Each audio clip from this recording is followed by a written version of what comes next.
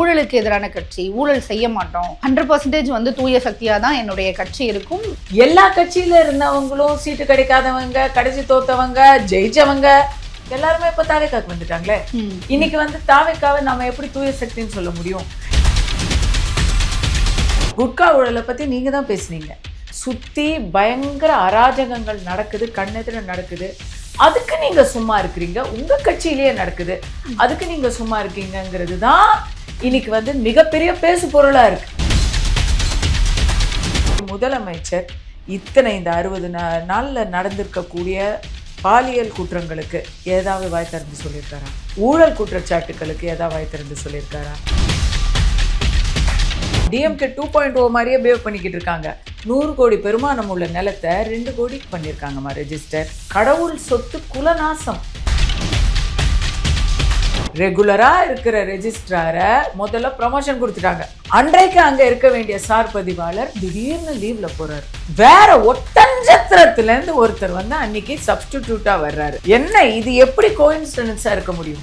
காதுல முளம் பூ சுத்துற கதையா இல்ல இருக்கு. இந்த அறநிலையத்துறையில ஒரு அமைச்சருக்கு தெரியாம பழனி கோயில் லேண்ட் ஒன்று போகுது அப்படின்னு சொன்னா தெரியாம நடந்திருக்குன்னு சொல்றது இன்காம்பிடன்ஸ் இல்லையா? ஒரு அமைச்சருக்கு அழகா? அப்ப உங்களுக்கு தெரியாம இன்னும் என்னெல்லாம் நடக்குது கேட்க மாட்டோமா? இதுவே சேகர் பாபுவா இருந்திருந்தா நீங்க என்ன கேள்வி கேட்டிருப்பீங்க? இன்னைக்கு சேகர் பாபுவை வந்து அவரே தேவலாம் போலேன்னு சொல்ல வச்சுட்டீங்களேப்பா நீங்க. திமுக அரசு பண்ணது வந்து ஒரு திருட்டுத்தனம்னு வச்சுக்கிட்டா நீங்க பண்றது அவசரம் இல்லையா? இதே மாதிரி நீங்க ஒரு வக்ஃபிலையோ ஒரு சர்ச்சிலையோ போய் எடுத்து கொடுத்துட முடியுமா? லஞ்சம் கொடுக்க மாட்டேன்னு சொல்றதுக்கு விஜய் பேரை மாதிரி லஞ்சம் வாங்குறதுக்கு புசி ஆனந்த் பேரா என்ன அப்படின்னு அவங்க தான் தெளிவுபடுத்தணும். 5, 10, 100, 500ன்னு இருந்த லஞ்சத்தை நீங்க வாங்கக்கூடாதுன்னு சொல்ற விஜய் 100 கோடி ஊழலை, 100 கோடி மோசடிய ஏன் கேள்வி கேட்கல?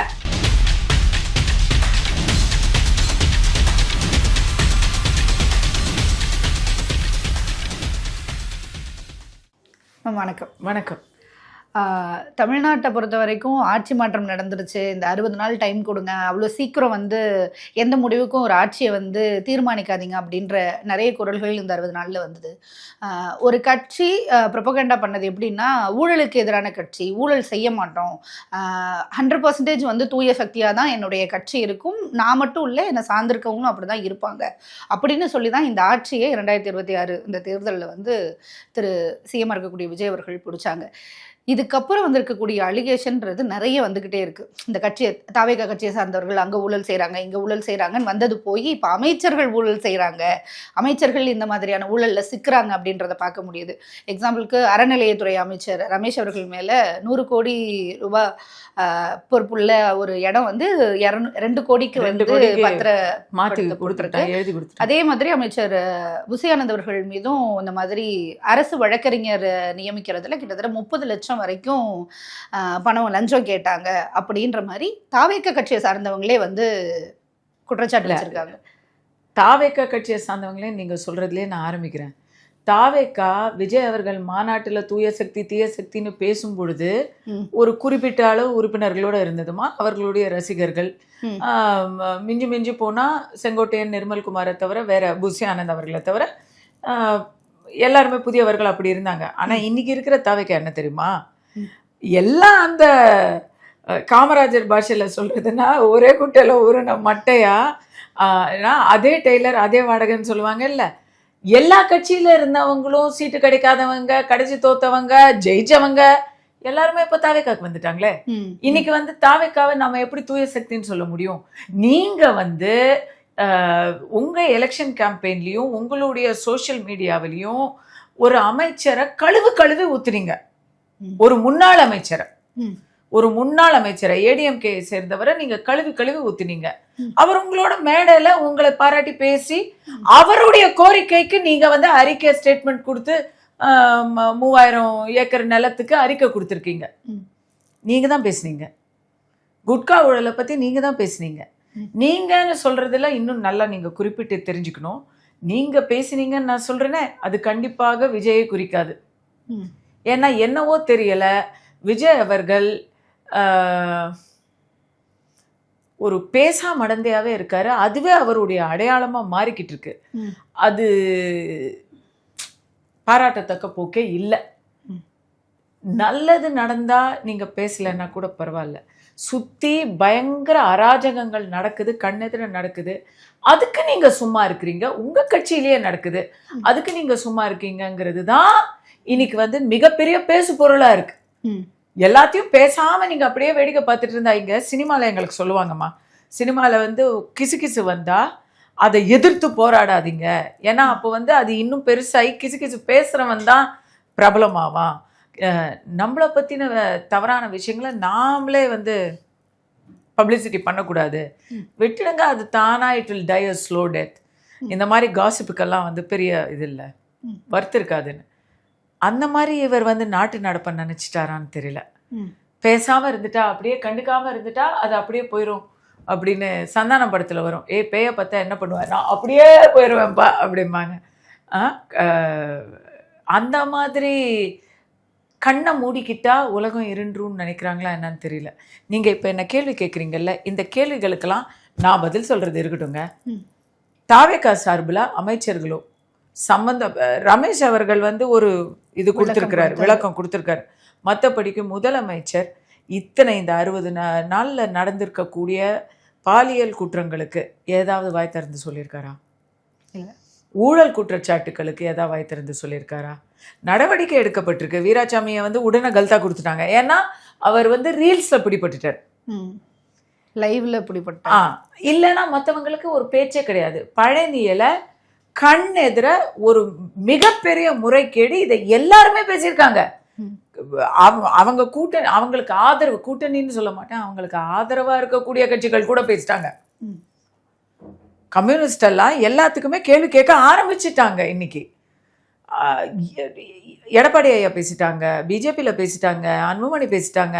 பழனி மேட்ருங்கிறது ஒரு சாதாரண கடவுள் சொத்து, குலநாசம் இல்ல. அது ஆக்சுவலி பழனி கோயிலுக்கு சொந்தமான நிலைமை இல்லைன்னு சொல்றாங்க. யார் சொன்னாங்க? இல்ல, அப்படிதான் சொல்லப்படுது. யார் சொன்னாங்க? நேத்து கோர்ட்ல அதுக்கான வர்டிக்ட் வந்திருக்கா இல்லையா? பத்திரப்பதிவு ரத்து பண்ணிருக்காங்களா இல்லையா? பழனி கோயிலுக்கு சொந்தமான இடம் கிடையாது, அது வேற ஒரு ட்ரஸ்டுக்கு சொந்தமான இடம். அதை பழனி கோயில் அறநிலையத்துறை பார்க்கிங்காக பயன்படுத்திக்கிட்டாங்க அப்படின்றதுதான் அங்க வைக்கப்படுது. ஃபர்ஸ்ட் ஆஃப் ஆல் இந்த அறநிலையத்துறைங்கிறதையே கிளீன் அப் பண்ண வேண்டிய அவசியம் இருக்கு. கோயில்ல எல்லா இடத்துலயும் அறநிலையத்துறைக்கு வேலையே கிடையாது. அறநிலையத்துறை ஒரு கவர்மெண்ட் பாடி. வக்ஃப்ல எந்த அளவுக்கு தலையீடு இருக்கோ அந்த அளவு தலையீடு தானே கோயில்லையும் இருக்கணும், தேவஸ்தானங்கள்லயும் இருக்கணும். ஆனா இவங்க தே ஆர் ரன்னிங். இது திமுக ஆரம்பிச்சு வச்ச விஷயம்தான். ஆனா அதை அதான் அவங்க தீய சக்தியாச்சே, அதுக்கு மாற்றத்தானே இவங்க கொடுக்கணும். டிஎம்கே 2.0 மாதிரியே பிஹேவ் பண்ணிக்கிட்டு இருக்காங்க. இது சரிம்மா, நீங்க சொல்றதுக்கே வர பழனி கோயில், இது பழனி கோயிலுடைய பொறுப்பு தான். ஏன் இதை சொல்றேன்னா, இந்த கேஸை பழனி கோயிலுக்காக வாதாடி ஜெயிச்சு கொடுத்தவங்கள்லாம் என்னோட கூட படித்தவங்க, சீனியர்ஸு, இப்படி தானேம்மா, லாயர் சர்க்கிள் முழுக்க என்னோட சர்க்கிள் தான். அவங்களுடைய ஃபுல் டீட்டெயில் நான் கேட்டுட்டு தான் சொல்கிறேன். கோயில் தரப்புல இருந்து ஆஜராகி இந்த நிலப்பதிவை ரத்து செய்யணும்னு பேசி ரத்து பண்ணப்பட்டிருக்கு. 2 நாள் ஆச்சா? ரத்தாயி. நீங்க சொல்ற மாதிரி அது கோயில் நிலமே இல்லை அப்படின்னு கூட இருக்கட்டும்மா, அது தனியார் நிலமா கூட இருக்கட்டும்மா. 100 கோடி பெருமானம் உள்ள நிலத்தை 2 கோடிக்கு பண்ணிருக்காங்கம்மா ரெஜிஸ்டர். எப்படி பண்ணிருக்காங்க? ரெகுலரா இருக்கிற ரெஜிஸ்ட்ரார முதல்ல ப்ரமோஷன் கொடுத்துட்டாங்க. நீங்க காக்கா விழுந்தப்போ காக்கா தலையில பணமுலம் விழுந்த கதைன்னு நீங்க நினைக்கலாம். பட் நான் ஒரு டைம் லைனா சொல்றேன். ஃபர்ஸ்ட் என்ன ஆகுது? பழனியில் இருக்கக்கூடிய பதிவாளர், சார் பதிவாளர் சென்னைக்கு மாற்றப்படுகிறார். அறநிலையத்துறையில ஒரு போஸ்டிங் அவருக்கு கிடைக்குது. அடுத்தது பழனி கோயில் சம்பந்தப்பட்ட ஒரு பதிவு நடக்குது. எப்படி நடக்குது? அன்றைக்கு அங்க இருக்க வேண்டிய சார் பதிவாளர் திடீர்னு லீவ்ல போறாரு. வேற ஒட்டஞ்சத்திரத்துல இருந்து ஒருத்தர் அன்னைக்கு சப்ஸ்டிடியூட்டா வர்றாரு. அடுத்த நாள் காலையில முதல் பதிவா இதை அவர் படி கொடுத்துடுறாரு. என்ன இது? எப்படி கோயின்சிடன்ஸா இருக்க முடியும்? காதுல முளம் பூ சுத்துற கதையா இல்ல இருக்கு. அல்வா கொடுக்கறதுன்னு கேள்விப்பட்டிருக்கோம், இது பஞ்சாமிர்தம் கொடுக்குற கதையால இருக்கு. சரி, அதெல்லாம் வந்து கேள்வி எப்படி கேட்காம இருக்க முடியும்? உடனே அதுல ரமேஷ் அவர்கள் ஒரு விளக்கம் கொடுத்துருக்கிறாருங்கிறத நான் பாராட்டுறேன். எனக்கு அந்த தம்பியை வந்து ரொம்ப நல்லா செயல்படுறாருன்னு தான் நான் இத்தனை நாள் நினைச்சிருந்தேன். இந்த விஷயத்துல இது ஒரு பெரிய கரும்புள்ளி. ஏன்னா எனக்கு தெரியாம இது நடந்தது அப்படின்னு அவர் சொல்லும் பொழுது, நடந்தது தவறுங்கிறாரா சரிங்கிறாரா? அந்த நிலைப்பாடு என்ன அவருது? ஃபர்ஸ்ட் கேள்வி. செகண்ட், எனக்கு தெரியாம நடக்குது. அறநிலையத்துறையில ஒரு அமைச்சருக்கு தெரியாம பழனி கோயில் லேண்ட் ஒன்று போகுது அப்படின்னு சொன்னா அது வந்து அவர் அதுக்கு துணை போகவில்லை, எனக்கு தெரியாம நடந்திருக்குன்னு சொல்றாரு. இல்ல, தெரியாம நடந்திருக்குன்னு சொல்றது இன்காம்பிடன்ஸ் இல்லையா ஒரு அமைச்சருக்கு? அழகா அப்போ உங்களுக்கு தெரியாம இன்னும் என்னெல்லாம் நடக்குது கேட்க மாட்டோமா? அவர் இன்னொன்னு சொல்லியிருக்காரு, அவர் வந்து ரமேஷ் அவர்களினுடைய உறவினர்கள், தூரத்து உறவினர்களுக்கு தான் அது பத்திரப்பதிவே நடந்திருக்குன்றாங்க. அதுவுமே எனக்கு தெரியாது. தெரியலையம்மா. அவரே விளக்கம் கொடுத்திருக்காரு. அப்படி சேதுபதி வெள்ளத்துறைங்கிறது வந்து ரமேஷ் வந்து ஐ திங்க் ஐயங்கார் சமூகத்தை சேர்ந்தவர். சேதுபதி வெள்ளத்துறைங்கிறது வந்து அப்படிப்பட்ட பேரா எனக்கு தெரியல.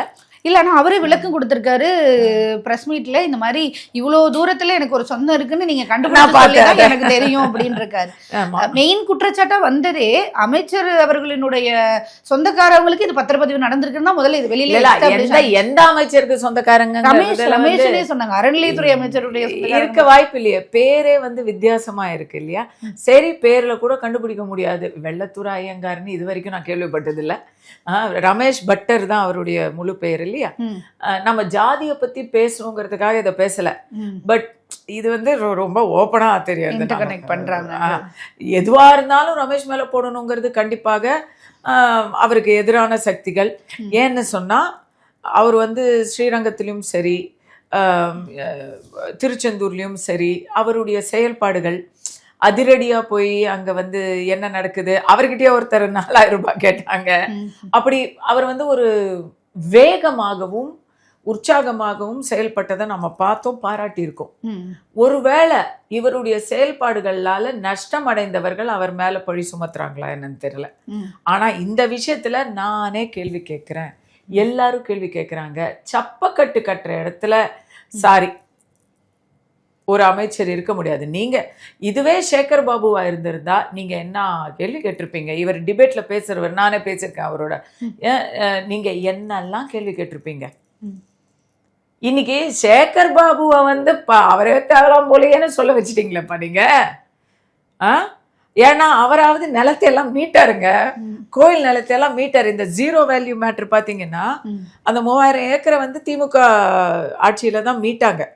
ஆனா அதோடைய உண்மை நிலவரம் என்னன்னு போய் பார்க்கும்பொழுதுதான் தெரியுது, அவங்க கோயிலுக்காக மீட்கல, கோயில் பேரை சொல்லி ஆட்டையா போட்டிருக்காங்க, அல்லது போடும் வகையில ரெடி பண்ணி வச்சிருந்திருக்காங்க. அது கோயில் பக்கம் போகல, எங்கேயோ போக போகுது. அப்படி ஒரு விஷயம்தான் பண்ணி வச்சிருந்திருக்காங்க. அதை தெளிவா நீங்க வந்து கண்டுபிடிச்சிருக்கீங்க. ஆனா 3000 திருப்பி ரிலீஸ் பண்ணும் பொழுது கேள்வி வரத்தான் வரும். கண்டிப்பா அதுல உண்மையான பட்டா, உண்மையான இன்னொன்னு சொல்றேன், பட்டாங்கிறது வந்து சொத்து உடைமை பத்திரம் இல்ல, பதிவு பத்திரம் இல்ல. உண்மையான ஓனர்ஸ், உண்மையான டாக்குமெண்ட் இருக்கிறவங்க, பட்டா மற்றும் உரிமை இருக்கிற நிலங்கள் அதுல இருக்கு. அது எத்தனைன்னு நீங்க டியூ டிலிஜென்ஸ் பண்ணணும். கோயில் சம்பந்தப்பட்ட நிலங்கள் எத்தனைன்னு டியூ டிலிஜென்ஸ் பண்ணணும். அவங்க எடுத்தாங்க, நாங்க திருப்பி கொடுத்தோம் அப்படின்னு சொல்றது வந்து சாரி, எடுத்தேன் கவுத்தேன்னு ஒரு செயல்பாடு இருந்தா அது வந்து அறிவார்ந்த செயல் கிடையாது, அதற்கு ஆப்போசிட்டான செயல். 3000 ஏக்கரையும் நீங்க வந்து அப்படியே தூக்கி கொடுத்ததுக்கு ஒரே காரணம் அது திமுக வந்து அது ஜீரோ வேல்யூ பண்ணது தான் அப்படிங்கிறது உங்களுடைய காரணமா இருந்தா தப்பு. ஒவ்வொன்றுத்தையும் கேஸ் பை கேஸ் தான் பண்ணணும். இந்த பாழா போன ஊர்ல நமக்கு வந்து ஒரு சட்ட எப்படி சொல்றது, நீதித்துறையில ஒரே நாள்ல கிடைக்கிறது இல்லை, வேகமான நீதி கிடைக்கிறது இல்லை, தீர்ப்புகள் கிடைக்கிறது இல்லை. இன்வெஸ்டிகேஷன் பண்ணா ஒவ்வொரு இடமா எத்தனை 1000 குடும்பங்கள் 1000 பட்டாக்கள் இருக்குன்னு வச்சுக்கோங்க, பண்றதுக்கு பல வருடங்கள் ஆகும். தலையெழுத்து. அதை தான் நீங்க மாத்தணுமே தவிர, அங்க நேரம் ஆகுது அதனால எல்லாத்தையும் ஷார்ட்கட் பண்ணி நாங்க அப்படியே கொடுக்குறோம்னு சொன்னா அது ரொம்ப தவறு இல்லையா? அவங்களோட விட இது பெரிய தவறு இல்லையா? திமுக அரசு பண்ணது ஒரு திருட்டுத்தனம்னு வச்சுக்கிட்டா, களவாணித்தனம்னு வச்சுக்கிட்டா, நீங்க பண்றது அவசரம் இல்லையா? தமிழ்ல ஒரு இது இருக்குல்ல, பழமொழி இருக்குல்ல, ஆத்திரக்காரனுக்கு புத்திமட்டு. ஆத்திரம்ங்கிறது அந்த இடத்துல அவசரம் என்று பொருள்படும். அவசரக்காரனுக்கு புத்திமட்டு. நீங்க பண்றது அப்ப ஒரு அறிவுள்ள செயலா? அவங்க பண்ணதெல்லாம் திருட்டுத்தனம், அதனால நாங்க ஒட்டுமொத்தமா கொடுக்குறோம்னா அப்போ நீங்க யாருக்கு கொடுக்குறீங்க? அதுல எத்தனை பேரு நீங்க சொல்ற திமுக காரனுடைய பங்காளி அங்காளி இல்லாம இருக்கிறாங்க? எத்தனை பேர் அவங்க பேர்ல மாத்திக்கிட்டு இருக்கிறாங்க? எத்தனை பேருது உண்மையான டைட்டில், எத்தனை பேருது நியாயமான டைட்டில் பார்க்கணுமா வேணாமா? இதே மாதிரி நீங்க ஒரு வக்ஃபிலையோ ஒரு சர்ச்சிலையோ போய் எடுத்து கொடுத்துட முடியுமா? எப்படி இங்க கொடுக்க தைரியம் வருது? இந்த மாதிரி கேள்விகள்ல தான் அப்ப ஏதாவது கையூட்டு இருக்கா, ஏதாவது குவிட் ப்ரோக்கோ இருக்கா அப்படின்னு ரமேஷ் மேல நமக்கு ஒரு கேள்வி வருது. இதை தான் எல்லா கட்சிகளும் கேட்டுக்கிட்டு இருக்காங்க. நான் பாஜகல இருக்கிறேன். நான் விஜய் அவர்களுடைய ஒரு ஃபேன். அவர் இந்த தாவேக்கா வந்த உடனே அல்லது வரத்துக்கு முன்னாடி சொன்ன விஷயங்கள்லாம் செய்யவே முடியாதுன்னு நினைச்சா கூட இன்னைக்கு வந்ததும் ஒரு புது விதமான ஒரு அப்ரோச் எடுக்கிறாங்க. இதுல நல்ல விஷயங்கள், இப்போ அமோனியா விபத்துல பாதிக்கப்பட்டவர்களுக்கு 2 நாள் முன்னாடி நிவாரணம் அனௌன்ஸ் பண்ணியிருக்காங்க. வியட்நாமில் போய் சிக்கிக்கிட்ட அந்த குடும்பங்களை உடனடியாக மீட்கிறதுக்கான நடவடிக்கை எடுத்திருக்கிறாங்க. நம்ம மனசார பாராட்டுறோம், மனசார பாராட்டுறோம். லஞ்சம் வாங்கக்கூடாதுன்னு சொல்லியிருக்காரு விஜய். இது கீழ் வரைக்கும் வந்திருக்கு. இபி கனெக்ஷனுக்கு வர்றவங்க, அப்புறம் கார்பரேஷன் ஒர்க்கர்ஸ், இவங்கெல்லாம் சொல்கிறாங்கம்மா, ஆமாம் வேலை நடக்க மாட்டேங்குது. இபி கனெக்ஷன் கிடைக்குதானா? கிடைக்க மாட்டேங்குது. ஏன் கிடைக்கலன்னா, நாங்கள் வர்றோம் சார், எப்போ வருவீங்க? வர்றோம் சார், இதெல்லாம் ஒர்க் இருக்குது, நிறைய இருக்குது, அதெல்லாம் முடிச்சுட்டு உங்களுக்கு வரத்துக்கு ஒரு 3-4 days சார், நான் ஏதாவது ஒரு பேமெண்ட் பண்ணுறேன், நீங்கள் வாங்கன்னு நமக்கு தெரிஞ்சவங்க சொல்லியிருக்காங்க. ஸ்பீடு மணி கொடுத்துட்றேன்னு. ஐயையோ, லஞ்சம்லாம் வாங்கக்கூடாதுன்னு சொல்லியிருக்காங்க, நீங்கள் வெயிட் பண்ணுங்கங்கிறாங்க. லஞ்சமும் வாங்கலை, வேலையும் நடக்கலை. பட் ஓகே, இந்த மாதிரி ஒரு மாற்றம் வரணும்னா இந்த மாதிரி வழிகளை பொதுமக்களும் சேர்ந்து தான் கோஆப்ரேட் பண்ணணும். எனக்கு வேலை சீக்கிரம் நடக்கணும்னு நினச்சி அவர் லஞ்சம் கொடுத்தாருன்னா திருப்பி சிஸ்டம் கரப்ட் ஆகும். ஸோ நான் இதை பாராட்டுறேன். ஆனால் 5, 10, 100, 500ன்னு இருந்த லஞ்சத்தை நீங்கள் வாங்கக்கூடாதுன்னு சொல்கிற விஜய் 100 கோடி ஊழலை, 100 கோடி மோசடியை ஏன் கேள்வி கேட்கல? லஞ்சம் வாங்கக்கூடாதுன்னு நீங்கள் தானே, யார் அறிக்கை கொடுத்தா? அவர் தான் அறிக்கை கொடுத்தாரு, கூப்பிட்டு பேசவும் செஞ்சிருக்காரு. கரூர்ல யார் பேசினா? சம்பந்தமே இல்லாம அந்த இடத்துல பேசினா. யார் வாங்கினாலும் என்கிட்ட நேரடியா சொல்லுங்கன்னு சொன்னாரு இல்ல? அப்படி சொல்லல, யாரு வாங்கினாலும் அங்க என் பேரை சொல்லுங்கன்னு சொன்னாரு, என்கிட்ட யார் வாங்கினாலும் என் பேரை சொல்லுங்க, கொடுக்க மாட்டேன்னு உறுதியா நில்லுங்க சொன்னார் இல்ல? இப்ப எங்க அவர் இல்ல, அவரோட ரியாக்ஷன் எங்க? பெரிய பெரிய ஊழல் குற்றச்சாட்டுகள் நீங்க சொல்ற மாதிரி பிபி போஸ்டிங்க்கு ஊழல் நடந்திருக்கிறதாக புஷி ஆனந்த் அவர்கள் நேரடியா போய் கேட்டாரா அப்படின்னு எனக்கு தெரியாது. இந்த எந்த அமைச்சர்களும் நேரடியா போய் கேட்டதா எங்கேயும் மாற்றம் இல்லைங்க, தெரியாதுங்க. இல்லைங்க, ஒருத்தர் வச்சுதான் நேத்து ஒரு வீராசாமின்னு ஒரு நபர் ரீல்ஸ்லயே மாட்டிருக்காரு. அவர் ரீல்ஸால தான் ஜெயிச்சாரு, ரீல்ஸாலேயே அவரை தூக்கிட்டாங்க. அவர் கட்சியில ஒரு போஸ்டிங்ல இருக்கிறாரு, அவருக்கு அர்ஜென்ட், அவருக்கு வந்த உடனே. ஏன்னா விஜய் அவர்கள் 60 நாள் வெயிட் பண்ணுங்கன்னு சொன்னாரா? கரெக்டா அவர் 60ஆம் நாள்ல அவர் அவருடைய அதுக்கு முன்னாடியே அவர் அர்ஜென்ட் பட்டாரால இப்போ கஷ்டப்பட்டு வெயிட் பண்ணி முடிஞ்சிடுச்சு கேடு முடிஞ்சிடுச்சுன்னு ஆரம்பிச்சுட்டாரா என்னன்னு தெரியல, எனக்கு தெரியல. அவர் அதுக்கு விளக்கமும் ரீல்ஸ்லயே கொடுத்துருக்காரு. அது ஒரு பக்கம் இருக்கட்டும். நான் என்ன கேட்கிறேன்னா, அந்த மாதிரி யாரும் மாட்டல. ஆனா புஷி ஆனந்த் அவர்களுடைய பெயரை சொல்லி அவருக்கு வேண்டப்பட்டவர்கள் நிறைய பேர் கோயம்புத்தூர்ல எல்லாம் பெரிய அளவுல கேள்விப்படுறேம்மா, நானே கேள்விப்படுறேன், நேரடியாவே கேள்விப்படுறேன். அவங்க சொன்னாங்க இவங்க சொன்னாங்க இல்ல, நேரடியாவே போஸ்டிங்ஸுக்கு காசு வாங்குறதாகவும் சில இடங்கள்ல வேற பஞ்சாயத்துகள் மிரட்டல்களில் ஈடுபடுவதாகவும் தாவேக்காவினர் மீது பொதுவான குற்றச்சாட்டும் இவர்கள் எல்லாம் புஷி ஆனந்த் அவர்களின் பெயர் கீழே தான் பண்றாங்க, அவர் பேரை சொல்லி தான் பண்றாங்க. லஞ்சம் கொடுக்க மாட்டேன்னு சொல்றதுக்கு விஜய் பேரை மாதிரி லஞ்சம் வாங்குறதுக்கு புஷி ஆனந்த் பேரா என்ன அப்படின்னு அவங்க தான் தெளிவுபடுத்தணும். இதெல்லாம் வந்து தெரியாது, மறுபடியும் எனக்கு தெரியாது அப்படின்னு ஒருத்தர் சொல்றதா இருந்தா இது மூலமா தெரிஞ்சுக்கிட்டோம். இல்ல தெரியாதுன்னு சொல்லல, மிகப்பெரிய கேள்வியா இருக்கிறது என்னன்னா, இப்போ அமைச்சர் ரமேஷ் அவர்களோட அந்த பிரச்சனையிலே எடுத்தோம்னா, நான் பண்றேன் பண்ணல இது எனக்கு தெரியாம நடந்திருக்கும் ஒரு விளக்கமாவது கொடுக்குறாங்க. இது நாள் வரைக்கும் ஒரு கட்சியினுடைய பொதுச் செயலாளர், அதுவும் இல்லாம ஒரு துறையினுடைய அமைச்சரா இருக்கு, அவர் மேல குற்றச்சாட்டு வந்திருக்கு, இது வரைக்கும் அவர் விளக்கம் கொடுக்கவே இல்லை. இல்லை எங்க ஆட்சி கரெக்டாக தான் நடந்திருக்கு, என் பேரை சொல்லி இப்படி பண்றாங்க, கொடுக்காதீங்கன்ற வார்த்தையை சொல்லியுமே இந்த பிரச்சனைக்கு அப்புறம் கூட புஷி ஆனந்த் அவர்கள் எங்கேயுமே பேசல, இயல்பா தான் இருக்காங்க. அப்ப அந்த சந்தேகம் இன்னும் எழுந்துட்டு தானே இருக்கும், ஏற்கனவே பண்ணதை தானே இவங்க கண்டினியூ பண்றாங்க. எனக்கு திமுக பீரியடில் ஒரு பெரிய சந்தேகம் இருந்தது. ஏன்னா ஸ்டாலின் அவர்களுடைய செயல்பாடை அவர் துணை மேயராக இருந்ததுலேருந்து, மேயராக இருந்தார், துணை முதலமைச்சராக இருந்தார். அவர் வந்து ஒரு நல்ல மனிதர், அக்சசிபிள் பாலிட்டிஷியன், நல்ல நாகரிகமான அரசியல்வாதி அப்படின்னு எனக்கு அவர் மேலே ஒரு நல்ல மரியாதை இருந்தது. ஆனால் அவர் முதலமைச்சர் ஆனதுலேருந்து எல்லாமே தவறுகளாக பண்ணி குற்றங்களுக்கு இதே போல தான் சப்பக்கட்டு கட்டி அதுக்கு அதுவும் குற்றத்துக்கு துணை போகிற மாதிரி தான் உங்கள் ஆட்களே தான் செய்கிறான். அதை நீங்கள் வந்து உங்களுக்கு தெரிய வருதானே தெரியல. அவரை வந்து ஏதோ ஒரு ஒரு ஒரு கூண்டுல ஒரு தங்க கூண்டுல எதுவுமே தெரியாம உலக நடப்பே தெரியாம வச்சிருந்தாங்களான்னு நம்ம நினைச்சோம். ஏன்னா அவர் பேசும்போதெல்லாம் எந்த கொம்பனும் குறை சொல்ல முடியாத ஆட்சி கொடுக்குறேன், இரும்பு கரத்தால அடக்குறேன், என் அப்பா என்கிட்ட வந்து சொல்லுங்கன்னாரு. ஆனா வெளியே பார்த்தீங்கன்னா கொடுமை நடந்துகிட்டு இருந்தது, வெளியே பார்த்தீங்கன்னா கொடுமை நடந்துகிட்டு இருந்தது. நீங்க அதே போல இப்ப நடக்குதா, அதை விட மோசமா நடக்குதான்னு எனக்கு இப்ப சந்தேகம் வருது. ஏன்னா இவ்வளவு ஊரே பத்தி எரிஞ்சுக்கிட்டு இருக்கும் போது ஃபிடில் வாசிச்சுக்கிட்டு இருக்காங்க. புஷி ஆனந்த் அவர்களுக்கு என்ன நாட்டு நடப்பு என்ன, நம்ம என்ன பேசிக்கிட்டு இருக்கோங்கிறது அவர் வரைக்கும் போய் சேருதா, இல்ல அவரை வந்து ஒரு உப்பரி கையிலேயே வச்சு அவரை சுத்தி பாலும் தேனும் ஓடுதுன்னு சொல்லி அவரை அப்படியே கவர் பண்ணி வச்சிருக்காங்களா சுத்தி இருக்கிறவங்க அப்படின்னு எனக்கு டவுட் வருது.